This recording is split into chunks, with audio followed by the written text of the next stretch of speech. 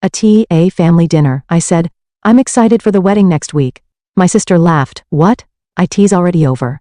My Mill showed me her phone. There was a picture of the wedding. My sister smirked. Oops, I gave you the wrong date, lol. I walked away in silence. But they were the ones who regretted it. In a quiet residential neighborhood in the Boston suburbs, soft sunlight filtered through the swaying trees, illuminating the living room of Elizabeth Morrison's house. Elizabeth, known as Liz, sat in a chair by the window, gazing at the colorful flowers blooming in her garden. Her shoulder-length hair, though having lost some of its former fullness, was steadily returning to its original state. Liz held her coffee cup with both hands, feeling its warmth as she took a deep breath. The sensation of living a second life filled her heart each day. Her smartphone's ringtone broke the silence. Her mother's name appeared on the screen. Liz, how are you? Are you ready for dinner tonight? Martha's voice had a hint of tension beneath its usual warmth. Liz smiled and replied, yes, I'm ready. 6, right? Dad said he'll bring wine, and Ashley and Jason are coming too. I've invited Jason's parents as well. Martha's voice rose slightly. Thomas and Carol are very proper people, so don't worry, Liz said reassuringly. Jason's parents are very warm people. Thomas in particular has shown interest in my work, and Carol is always concerned about my health. After ending the call, Liz moved to her home office. Her computer screen displayed a folder labeled, Gift for the Hamiltons. She checked information about a real estate property and bank transfer preparations, then smiled with satisfaction. At that moment, a memory from 2 years ago came vividly to mind.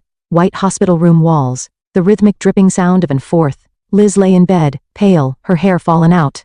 Martha and George sat worriedly in the corner, while Ashley stood in the doorway, clearly uncomfortable. Get well soon, Ashley said, but her eyes kept darting to the clock on the wall. But I have to go now. I have a date with Mike. Ashley, Martha scolded. This is a difficult time for Liz. Ashley shrugged. I have my own life too. I wish you'd stop making Liz's illness the topic of every conversation. Liz shook her head to dispel the memory. Ashley has grown too, she whispered to herself. She has a right to be happy. Another memory emerged. Dr. Grayson sitting across from Liz. Elizabeth, congratulations. Your test results are good. I can say you're in remission. Tears welled up in Liz's eyes. However, complete recovery will still take time. Your strength will return gradually. And most importantly, spend time with your loved ones. This is a good opportunity to consider what truly matters in life. Liz stood up and gazed at the view from her window. She placed her hand on her chest, savoring the feeling of being alive. Then she picked up Ashley's wedding invitation and gently traced the date, April 15th, with her finger. How wonderful to see my sister on her special day, she smiled. Opening her closet, Liz took out a light blue dress. Modest, yet elegant. This won't draw too much attention at Ashley's wedding, she thought. She didn't want to steal the spotlight on her sister's important day. Liz's phone rang. It was Jason. Hey Liz, looking forward to dinner tonight. By the way, I really like that property in Brookline you told me about. I'm keeping it a secret from Ashley for now. Liz smiled. I'm glad you liked it. That property is perfect for you too. Leave the further proceedings to me. Let's avoid talking about real estate at dinner tonight so we don't spoil the surprise. Jason expressed his gratitude and hung up. Sunday evening in the spacious dining room of the Morrison home. The table was adorned with flowers and fine china, with crystal glasses filled with deep red wine. Liz, her parents Martha and George, Ashley and Jason's parents Thomas and Carol Hamilton were seated. Martha proudly announced as she carried in a silver tray with roast beef. Today's roast beef is one of Liz's favorite recipes. When she was sick, she said, "When I get better, I want to eat Mom's roast beef." Thomas Hamilton smiled warmly at Liz. "Elizabeth, your recovery is truly miraculous. It's a great joy for our family too. Jason always talks about your courage." Liz responded politely, though a bit embarrassed. "Thank you, Thomas. I learned a lot from this experience, especially how precious time with family is." Ashley shifted uncomfortably in her seat. Adorned with flashy jewelry, she raised her voice as if trying to become the center of attention. "Hey everyone, don't you want to hear about our honeymoon plans? We've decided to go to Bali." As dinner progressed and conversation flowed, Liz said with a warm smile, "I'm really looking forward to next week's wedding. My health has improved, and I'm so happy to see my sister on her special day." Suddenly the table fell silent. Ashley put down her fork and looked puzzled. "The wedding? That's already over." She gave a small laugh. "What?" Liz said, confused. "But the invitation said April 15th, didn't it?" She took out her smartphone from her handbag and opened an image of the saved invitation. "Oh, that's the old invitation," Ashley shrugged. "We changed it to last weekend at the last minute. I wanted a small ceremony." Liz felt the blood drain from her face. "But aren't I family?" Suddenly Jason's mother Carol spoke up. It was a lovely ceremony. She took out her smartphone. Look, I have pictures. Carol, unaware of the situation, was about to show the photos, but a momentary panic flashed across Ashley's face. Liz slowly peered at Carol's phone screen. There were indeed wedding photos, a typical American-style wedding, a garden ceremony, white tent, altar decorated with flowers. Ashley in her white dress, smiling parents, all of Jason's family, a group photo with friends. But Liz was nowhere to be found. Liz watched Carol's hand as she swiped through the photos. Not a single image included her. Ashley, what's going on? Liz's voice trembled. Why was I the only one who didn't know? Not even an invitation. Ashley grinned and said lightly, I guess I gave you the wrong date. Sorry. She picked up her wine glass and took a sip. I've been so busy lately. Jason looked uncomfortable and apologetic as he glanced at his sister-in-law. Liz, I thought invitations were sent. I'm really sorry. Martha looked at Ashley. Why would you do something like this? Ashley responded with slight irritation. It's not a big deal, is it? Liz was sick and had no energy. Can you imagine everyone fussing over her during the ceremony? It was my day. Liz felt the blood drain from her face. Her parents were looking at Ashley with confused expressions. Across the table, Thomas and Carol also appeared shocked. Liz slowly stood up and simply said, I see, before leaving the dining room without another word. Through the door she could hear Ashley saying, Aren't you being a bit too sensitive? It's a wedding, the best day of my life.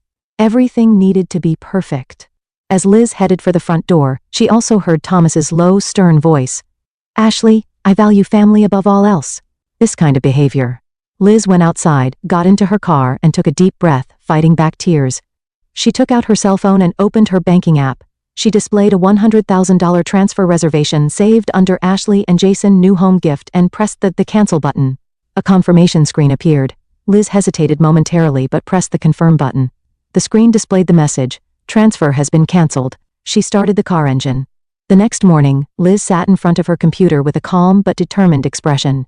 She opened an email draft and typed the subject line, regarding the Brookline property. To Joseph, I've decided to cancel the property reservation for the Hamilton couple. Due to family circumstances, there has been a change in my support plans. I apologize, but please offer it to other clients. After pressing the send a button, Liz picked up her cell phone and made a call. Helen. It's Liz. I have a message for the real estate agent network in the Boston area. About the Hamilton couple, specifically Ashley and Jason. Liz continued while writing in her notepad, Yes, exactly. If they're looking for properties, I'd like them to be handled as currently in process or sold. Duration, 3 months. She thought for a moment and added, No, this is a personal matter. Until they find some other means. After hanging up, Liz gazed out the window. She wasn't feeling satisfied but rather sad. This hurts more than when I was sick, she whispered. That afternoon, Liz's phone rang. Jason's name appeared on the screen. Liz hesitated for a moment but answered. Liz, I'm truly sorry about yesterday. Jason's voice was sincere. I had no idea. About the change in wedding plans, about you not being invited? Liz replied calmly. Jason, it's not your fault. But there's something I can't understand. How someone could deliberately exclude her own sister from her wedding. Especially a sister who has just returned from the brink of death? After a silence, Jason said in a small voice. I don't understand either. I talked to Ashley, but she says Liz's presence would dampen the mood of the wedding. That everyone would sympathize with Liz and ruin her special day. I see. Liz's voice was cold. I can understand her point. Jason quickly added, But I don't think that way. My family is upset too. Especially my father. He values family bonds above all, and knowing what you've been through. Liz tried to end the conversation. Jason, you're a good person. But I need more time right now. I understand. I just wanted to tell you, that property we were looking at in Brookline, we're planning to see it tomorrow. I want to show it to Ashley. Liz exhaled softly. I see, good luck. The next day Liz's phone rang. She took a deep breath before answering. Liz? What's going on? Ashley's voice was filled with anger. All the houses we were looking at have suddenly been marked as under contract. Properties that were on the market just last week, suddenly, all of them. And real estate agents all have strange reactions when they hear my name. Liz responded coolly. The real estate market is changeable. Spring especially is an active time for properties. But Jason said that even the Brookline property you recommended suddenly became in process. What's going on? Liz answered concisely. I've decided not to be involved anymore. What do you mean? Ashley's voice rose even higher. Ashley, you didn't invite me to your wedding. You thought that atmosphere would be better without me, right? Similarly, I believe you can purchase real estate without my help. A sharp intake of breath was audible from the other end. No way, are you getting revenge on me? What's the point of that? Liz said quietly. It's not revenge. I'm simply reconsidering how I use my time and resources. I've realized you don't need me. A week later, an emergency family meeting was being held in the Morrison family's living room. Liz, her parents, Ashley and Jason's parents were all present.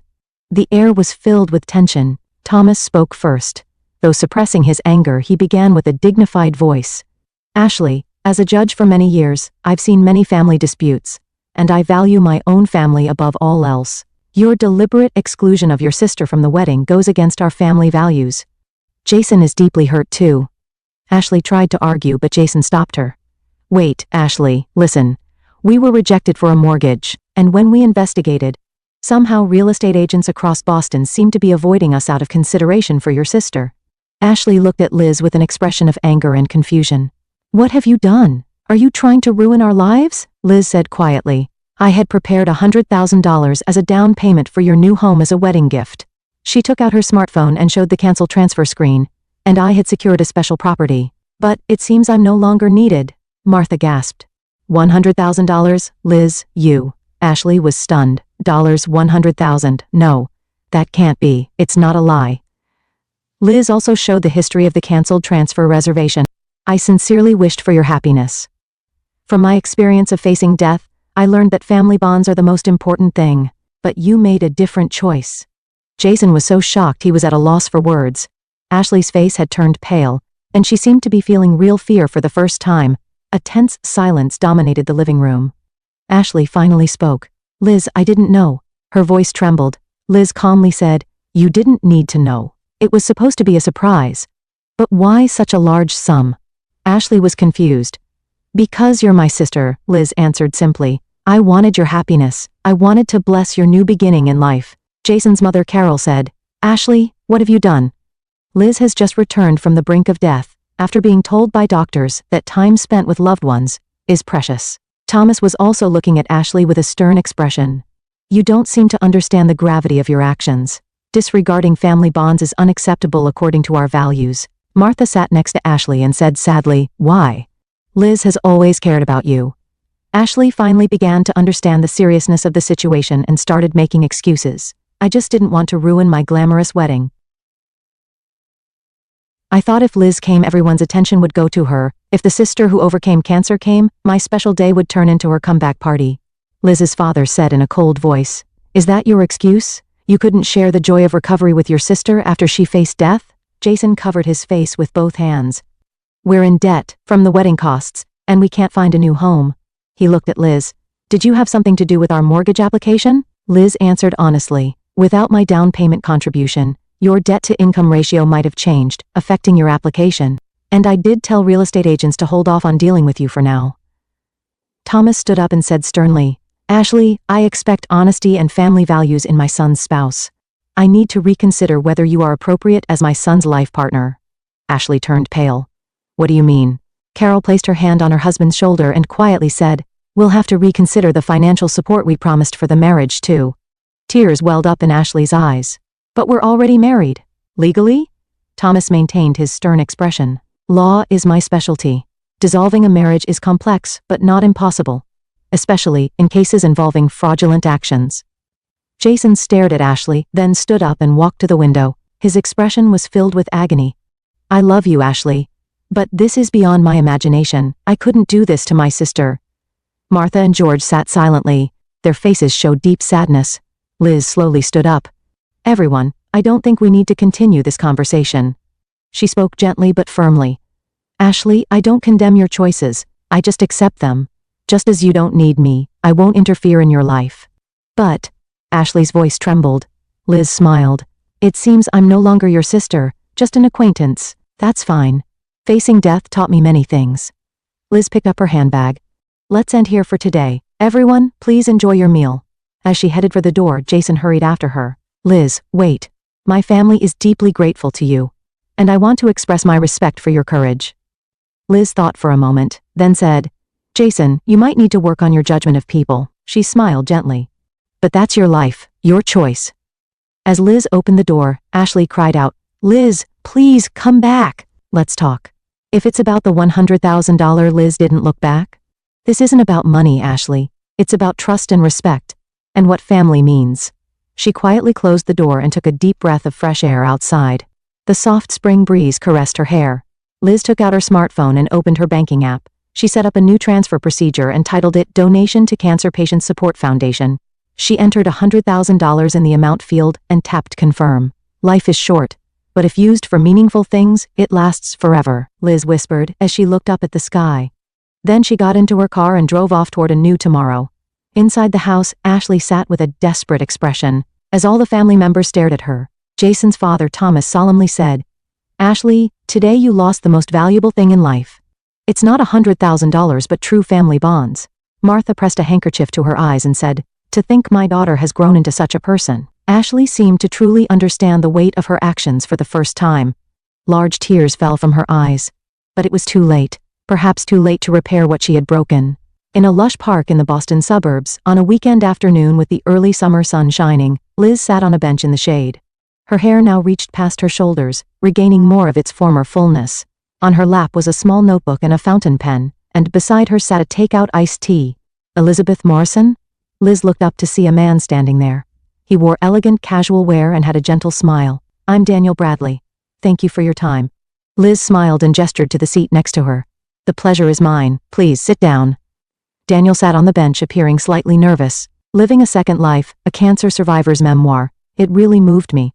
Especially the chapter about family relationships. It struck a chord. Liz nodded quietly. Her book, published 6 months ago, had become an unexpected bestseller. The candid account of her experience facing death and rebuilding relationships had resonated with many people. "I'm ready for the interview," Liz said. For the Ella Boston Healthy article, focusing on cancer survivors' daily lives and psychological aspects, right? "Yes. What many readers want to know is what the transition to normal life after treatment is like." Daniel opened his notebook. "Especially how relationships change." Liz's cell phone rang. She looked at the screen and her expression darkened slightly. "Excuse me, I need to take this." Answering the phone, she asked, "Helen? What is it?" "Liz, Ashley contacted us again." Helen's voice sounded tired. "That's the 3rd time this month alone," Liz sighed. "I understand. Handle it as usual." After hanging up, Liz turned to Daniel with an apologetic expression. "That was a work call. Shall we return to the interview?" Daniel suggested. "For the first question, how has your outlook on life changed after experiencing cancer?" Liz gazed into the distance. "I don't worry about small things anymore, and I've started living my life based on my own values, not others' expectations."